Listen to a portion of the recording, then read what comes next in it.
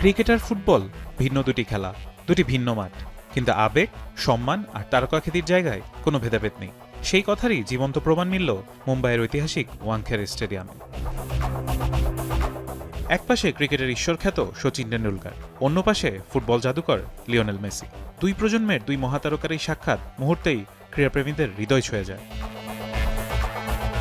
বিশেষ এই অনুষ্ঠানে শচীন টেন্ডুলকার নিজের স্বাক্ষর করা একটি জার্সি উপহার দেন লিওনেল মেসির হাতে। এটি সাধারণ কোনো জার্সি নয়, এটি ছিল সম্মান আর শ্রদ্ধার অনন্য নিদর্শন। জার্সি হাতে পেয়ে মেসির মুখে ফুটে ওঠে প্রশান্ত হাসি। টেন্ডুলকারের প্রতি কৃতজ্ঞতা প্রকাশ করেন তিনি। মুহূর্তটি যেন বলে দেয় মহাতারকারাও একে অন্যের ভক্ত। ক্রিকেট বিশ্বে টেন্ডুলকার যেমন একজন অনুপ্রেরণার নাম, ঠিক তেমনি ফুটবল দুনিয়ায় মেসি এক কিংবদন্তি। দুজনের পথ আলাদা হলেও লক্ষ্য এক, খেলার মাধ্যমে মানুষকে আনন্দ দেওয়া। ওয়াংখেড়ে স্টেডিয়ামে এই দৃশ্য শুধু একটি আনুষ্ঠানিকতা নয়, এটি বিশ্বক্রীড়ার এক ঐতিহাসিক মিলন, যেখানে খেলার সীমানা ভেঙে তৈরি হয় নতুন বন্ধন। শচীন আর মেসি ধ্বনিতে গর্জে ওঠে পুরো স্টেডিয়াম, রূপ নেয় এক অকল্পনীয় দৃশ্যে।